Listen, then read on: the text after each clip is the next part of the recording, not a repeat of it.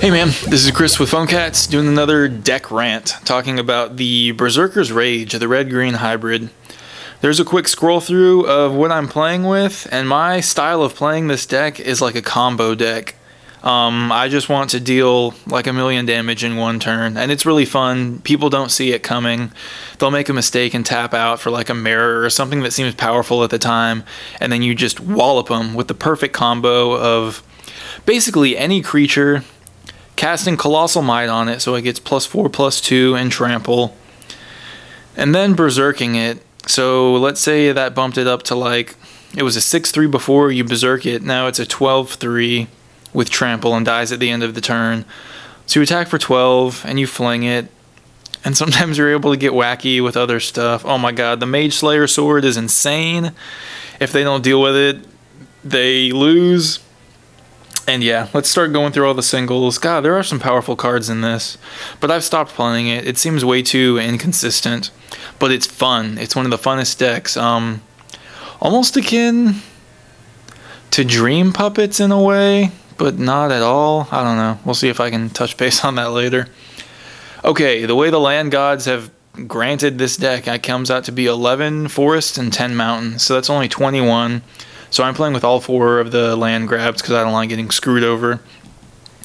Playing with both Berserks. It's like the backbone of the deck for me. Sometimes I'll ditch a hand and mulligan just hoping that I'll get a Berserk and something combo-y. You got some early aggro. You can throw a Rancor on just about anything and give it +2/+0 and trample. Rancor is just another one of those creature buffs that stacks with the whole combo setup that we're going for. It's so crazy playing a creature combo deck. I love it though. It's fun. So yeah, you got the Rancors, you got some early aggro. You can open turn 1 with either your land grab that comes into play tapped or this Tattermunge Maniac. And it's just your 1 mana for a 2/1 attacks each turn. Sometimes you can feign the attack each turn as a disadvantage and then follow up with a Colossal Might or a simple one is Wild Size. Both of those give your creature a little buff and trample, so when they're bitch blocking with something just to kill the Maniac, you're going to be trampling over and either dealing some extra damage or drawing a card, depends which one you go with. Alright, Colossal Might, I'm playing with all 4 because my whole goal is to get a Colossal Might, a Berserk, and a Fling, or I'll settle for a Mage Sword or a Mage Blade, but I just want to get one creature, attack you for a whole bunch of trample damage, and then hopefully fling it if I can, or just do some more direct damage. I'm playing with a decent amount of 2/2s. Do we already do fling? Sacrifice it deals damage. Hopefully you already have a basic gist of it, and this is just like an overview and me giving you my random basic tips and strats. Okay, in a pinch, this Gruul Guildmage is a game ender. Let's say you did your normal thing and did some really quick damage and got them down to 6. Now you can just sacrifice a land and deal 2 damage to target player, and it's a small clock. So if you play one of these and someone can't deal with it and they're already below 8, then you're close to winning. The Tattermunge Witch is a little bit different. It's 2 mana for a 2/1, and you can pay 1 blue and 1 green, and each blocked creature gets +1/+0 and trample. So let's say it's turn 6 and you have this out and you attack with your healthy little army. If you have the right land split, you can pay 3, and then all creatures you control get +3/+0 and trample. So it can pull something out of nothing. I'm playing with one of the Fires of Yavimaya. Creatures you control get haste, and then you can sacrifice it to give target creature +2/+2. It pairs well with some of your forecasting cost stuff, because you do have a couple beasts. A couple that are 4, so it works out sometimes. You can play with 2, but I just have 1 right now. Mage Slayer. This artifact is perfect. 3 mana. Whenever a equipped creature attacks, it deals damage equal to its power to defending player. Costs 3 to do it and 3 to equip, so it's a little bit slow, but there's a reason there's only 1 of these in the deck. It's quite potent.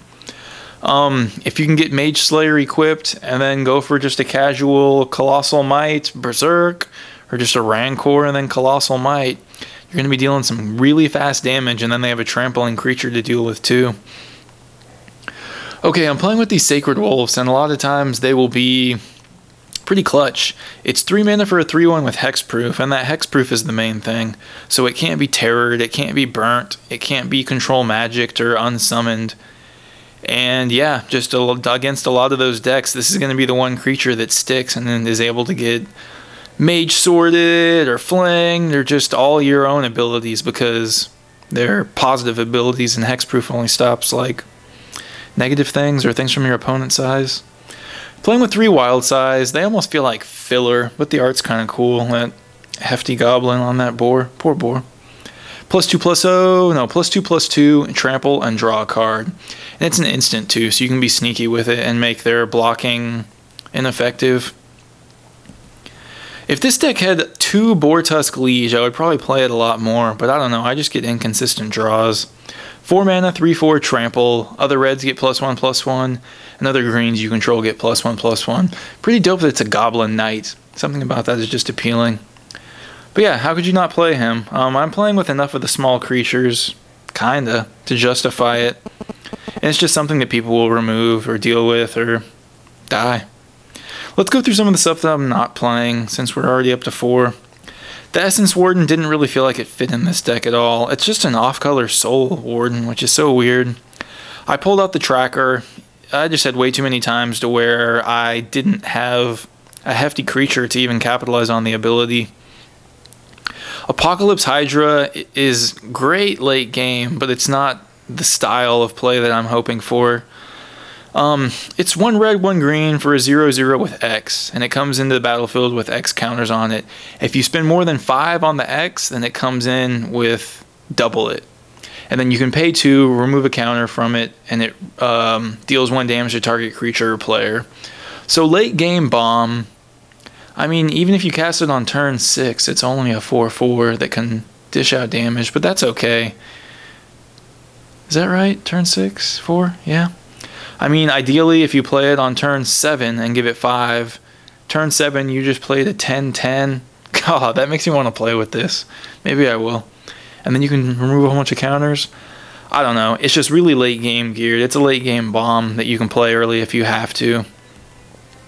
I took out the Bloodrock Cyclops. Man, he's just so much worse than the green variety, the Centaur Courser. But both of them are 3 mana for a 3/3 with disadvantages. I took out the Branching Bolts too. I feel like I'm playing such a weird build. I'm playing like the combo version, but I like it. It's the one that I enjoy the most. Branching Bolts 3 mana deals 3 damage to target creature with flying, and then 3 damage to target creature without flying. And you can choose one or both, so it's never a situation where you're going to have to hurt one of your own creatures. You can play with 3 of those. They're instants, but I don't know. I just took them out. Oh man, I took out this Feral Animist too. He's kind of neat, and I can see how it would work, but it just never worked for me. I do want that wolf hat that he has. That's pretty dope. 3 mana for a 2/1. You can pay 3, and it gets +X/+O until end of turn.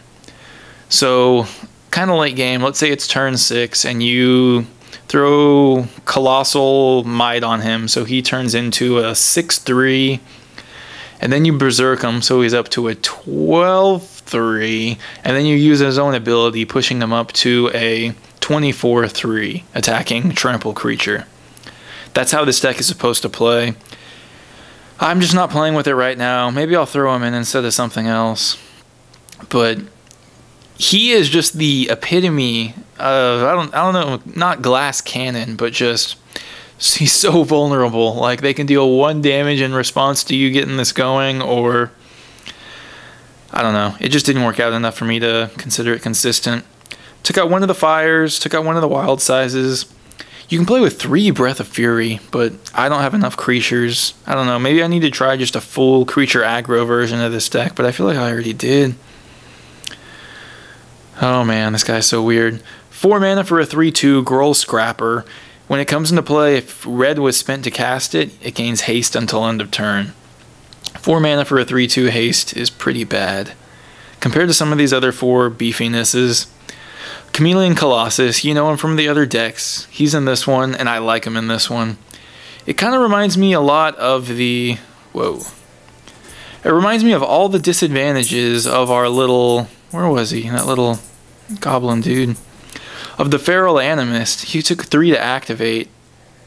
But then the Colossus is 4 mana for a 4/4, so it's way less vulnerable. Protection from black, which is pretty powerful in this meta. And then you can pay for it. It gets +X/+X until end of turn. So yeah, this is why I'm not playing the Animist. I think that's how I justified it. Let's keep moving. I mean, I guess I can rant a little bit how turn 4 you cast this. Turn 5, Berserk it. Now it's an 8/4. Now use its ability. Now it's a 8/4 to a 16/8. I mean, that's strong. Probably enough to kill. Here's the other 4s that you can play with. I'm going Rumbling Slum. 4 mana for a 5/5. At the beginning of your upkeep, it deals 1 damage to each player.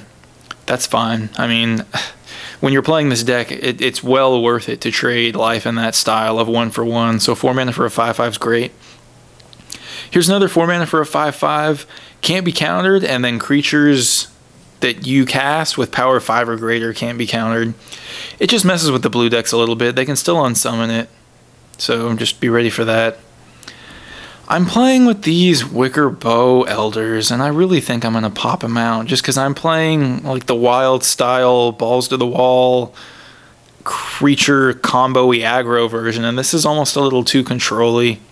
I had them out for a while, and then I threw them back in just as more, like, I don't even know, fodder or just potential creature buffs, but let me know what I should sub these out for. I'm still kind of wishy-washy. 4 mana for a 4/4. Oh yeah, okay. And when it comes into play, it automatically gets a -1/-1. So it's basically 4 mana for a 3/3. And then you can pay 1 green, remove the counter, and then destroy target artifact or enchantment. So it's just a little bit of artifact and enchantment control. And it looks like my 4 slot was a little bit light. So I guess that's how I did it. I'm not playing with the Hate Seed right now. You lost. The Hate Seed. That's what they say when you play it. You lost. You lost. You lost.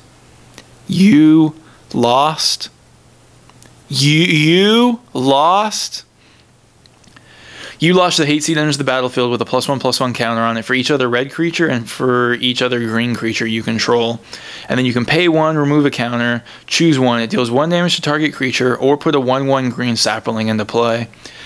That looks really fun if you have enough creatures by turn 4. So whatever you casted on turn 3, if you've been playing a creature each turn, which is kind of rare, then this comes into play with a decent amount. And it looks like if you've been playing anything that's both red and green, like that, like that, these guys are in the party, they're in the cool club, then it has a decent amount. I don't know, I might throw it back in. It seems kind of fun and random. I'm so unsure. Alright, I took these Berserkers of Bloodridge out right quick. 4 mana or 5 mana for a 4/4, attacks each turn. That's bad. Runes of the Deuce. Playing with 1. I don't know if I like this card as much as I should or not. It's 5 mana, enchant creature. You have to cast it on something that's both red and green. Otherwise, it just seems wishy-washy. If the creature's red, it gets +1/+1 and double strike. If it's green, it gets +1/+1 and trample. Double strike is another one of the gotcha mechanisms of this deck. If you can get double strike on something and then hit it with a Colossal Might, hit it with a Berserk, I mean, anything is a threat. That Mage Slayer sword is dope. Wild Size will do it. Double strike on the Chameleon Colossus and then pump it up. Oh my god. It's just really cool. I mean, I'm not even going to get into the math of it. I guess I can give you a sample. Turn 4. Let's say turn 4 you did a Rumbling Slum. So now you got a 5/5. Next turn, deuce it. Runes of the Deuce on your 5/5. It was both colors, so that turns it into a 7/7 with trample and double strike. So it's going to deal 14 damage. God, that's a lot. You got Deuce of Calamity. It's 5 mana for a 6/6. Quite strong. Trample, and whenever it deals 6 or more damage to an opponent, you destroy one of their lands. That's delicious. Here's the Blitzhalion. Helion. 5 mana for a 7/7 trample haste, and it dies at end of turn. This is like the red-green ball lightning equivalent, except it takes off and goes back into your library. There's been times when I've drawn these back to back, maybe like 3 times in a row, and there's only 2 of them, so you know it was some weird voodoo magic going on. Here's my end game. I'm playing with 2 Siobhan Worms. It's 5 mana. Yeah, by turn 5, we're talking about end game for this deck. 7/7 trample, and when it comes into play, you have to bounce a red or green creature to your hand. You can get kind of funky. I don't know if this deck has very many enter the battlefield effects. I mean, you can kill an artifact again, and that's about it. Yep, that's about it. Not too many enter the battlefield effects. ETB, son! But yeah, turn 5 having a 7/7 trample, and then going for some turn 6 brag-worthy kill damage. It's pretty clutch. Soul Blast is another good game card, but I haven't used this one yet. It's still in my deck. I'm trying it. I want it to work. 6 mana. Sacrifice all creatures you control. Soul Blast deals damage to target creature or player equal to the total number of power of creature sacrificed. So ideally, to deal the most damage, you would want to attack first, squeeze in what damage you can, and pray that your creatures don't die, and then Soul Blast them. Oh no, it's an instant, so you can do it at the perfect time! Oh, I can't wait to use that. This deck is the trolliest one, in my opinion, because people don't even see the death coming. And if they've only tried the creature version of this deck, or just the... I don't know, like the... It just seems like the creature build, like the creature control build of this deck, they're going to be so surprised. Yes, you will get slaughtered by counter spells, or someone killing the wrong creature in response, or just creature vulnerability, but when it works, you'll be so happy. It's just so dumb. It feels like mill in a weird way, but way more gratifying. Alright, let's go through the rest of the stuff, and I'll just bitch about cards that I'm not playing with. Silverback Ape, so close. Maybe I'll phase him in for something. 5 mana for a 5/5. God, it just makes me hate these Berserkers of Blood Ridge so much. The only reason I would want to play with these dudes instead, or the red, same situation with the Cyclops and your Centaurs, is because Deuce of Calamity, or Ring of the Deuce. Runes of the Deuce, Jesus on a cracker. Because if you cast it on red, they get double strike, and I feel like that's more beneficial. Okay, let's keep this going. God, this is such a weak legendary creature. 5 mana for a 4/4. Trample, cool. When a creature you control with trample attacks, it gets +2/+2. That just seems so meh. I'm not playing with it. Even if you gave every creature +2/+2, I wouldn't play with it. Get out of here. Vengeful Rebirth seems kind of neat. I might phase it in and give it a shot. Return target creature from a graveyard to your hand. If you return a non-land card this way, Vengeful Rebirth deals damage to its converted mana cost to target creature or player. So normally you're going to want to light them up for as much as you can. But I don't know. My fattest creatures are 5s. That's so funny. So it's only whopping them for 5, and paying 6 for 5 is kind of meh. I guess if you're playing, I mean, the max damage is going to deal is right here, and it's either if you like discarded the card somehow, if you're playing some crazy late game, if you're playing like a control build version of this deck. Borborygamos. Borborygamos. Borgamos. Borgamos. Borgamos. 7 mana, 6/7, trample. Whenever it deals damage to a player, put a +1/+1 on each creature you control. That's terrible.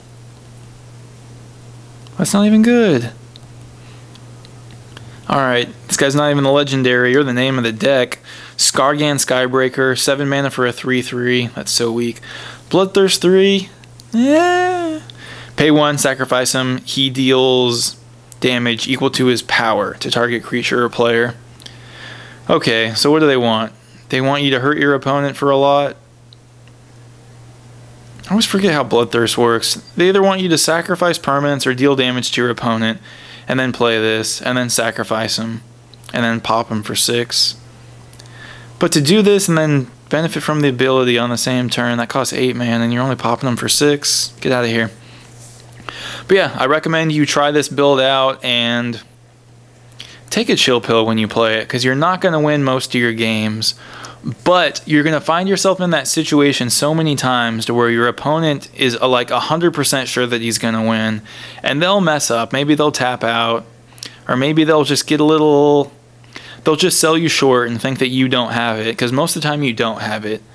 And then all of a sudden, you got that Mage Slayer, and then you use Colossal Might and a Berserk on a creature, and then you fling it. Oh god! You will have hands or just those perfect games to where like turn 5 or 6 you're hitting them for 1 kill damage. Like 30 damage is reasonable. I think I've hit 40 doing crazy stuff, and it's fun. It's just like a trick deck. So clone this build, try it, and thanks for watching. Phone Cats.